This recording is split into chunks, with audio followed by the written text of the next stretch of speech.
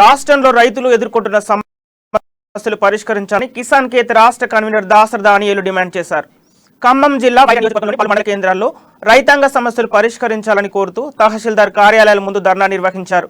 ఈ సందర్భంగా డానియేల్ మాట్లాడుతూ తెలంగాణ రాష్ట్ర ప్రభుత్వం ఏర్పడి 8 సంవత్సరాలు గడుస్తున్నా రైతు సమస్యలు పరిష్కరించడంలో ప్రభుత్వం విఫలమైందని విమర్శించారు. రెవెన్యూలో ధరణి పోర్టల్ ద్వారా రైతులు ఎన్నో సమస్యలు ఎదుర్కొంటున్నారని వెంటనే రద్దు చేయాలని కోరారు.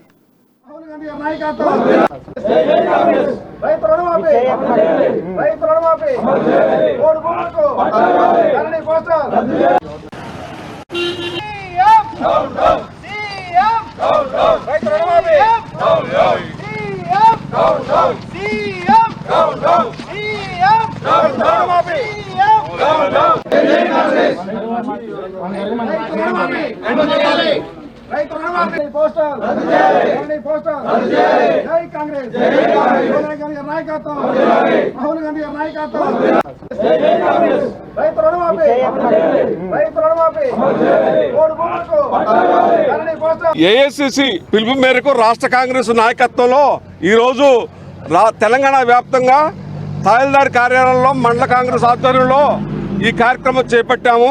ముఖ్యంగా మా సూచనలు ఏంటంటే గవర్నమెంట్కి డిమాండ్ తక్షణం ₹1,00,000 రుణమాఫీ చేస్తానని మేనిఫెస్టో పెట్టాడు, ఎలక్షన్ మూమెంట్లో పెట్టాడు. ఈ రోజు వరకు ₹1,00,000 రుణమాఫీ కాలేదు. రెండోది ఏంటంటే ధరణి పోస్టల్ రద్దు చేయాలి.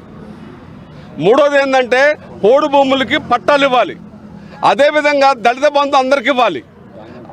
ధాన్యం కొనుగోలు తక్షణం ఏర్పాటు చేయాలి.